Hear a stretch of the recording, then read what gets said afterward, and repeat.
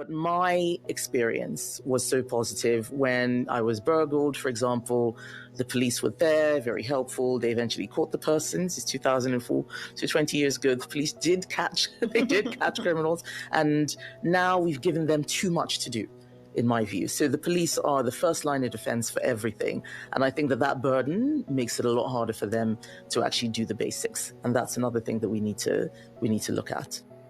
Well, Rufai, Kemi Badenoch came under fire with a statement as well, because, I mean, they didn't even ask her about the Nigerian police. What was the need of highlighting the Nigerian police? Well, let me just bring some balance with, with the criticism she faced with this tweet.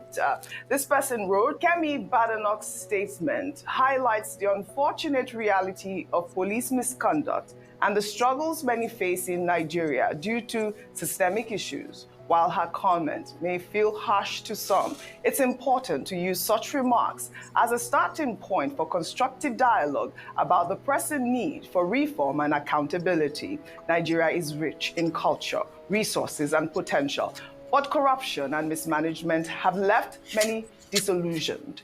It's not about labeling the country as poor, but addressing the deep-rooted challenges that led to such actions. True progress will come when these systems are overhauled and the people are empowered to demand better governance and justice. I mean, while this tweet is quite apt, we cannot say that the British police is not corrupt either. I mean, very corrupt. What really is going on here with Kemi Badenoch? Corrupt. Couple of things, Audrey, and please, I beg you, please give me time. Go ahead. Good. Very good.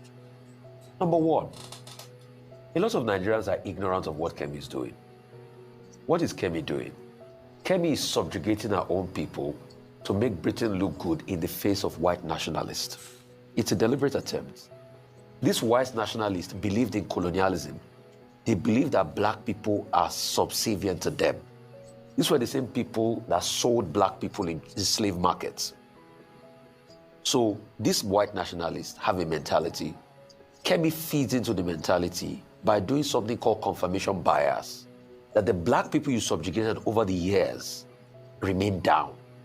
So it's good for her to say these things bad about her country, so that the white nationalists and the supremacists she's trying to incur her, to get their votes, will continue to support her. And you know why she's doing that? Because she's also in a race with Nigel Farage of Reform Party to show who is more very right-wing and hardline. That's the game she's playing. When she wanted Nigerians' vote in Dulwich, she reached out to the Nigerian people, but it's a political game she plays. So most of the percentage of Nigerian people that comment on this matter don't know what she's doing, and I'm trying to be able to bring it to the fore.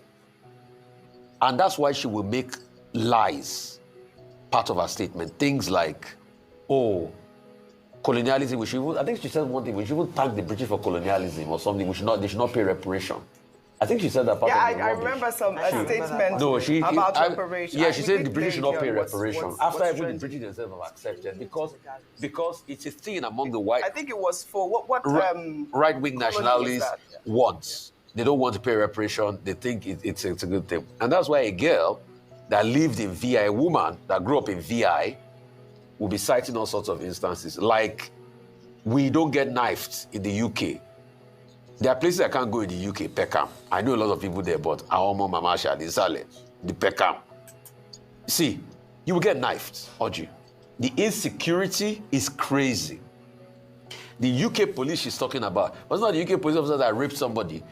What she will have said was to address the case of the UK police officer rather than coming back to the Nigerian police. I'm not saying, please, and you see the delusion a lot of people also have is, they get me wrong. They say, oh, is Kemi not saying the truth? Yeah, the things are the truth. I'm not saying you don't speak the truth, but situate it properly.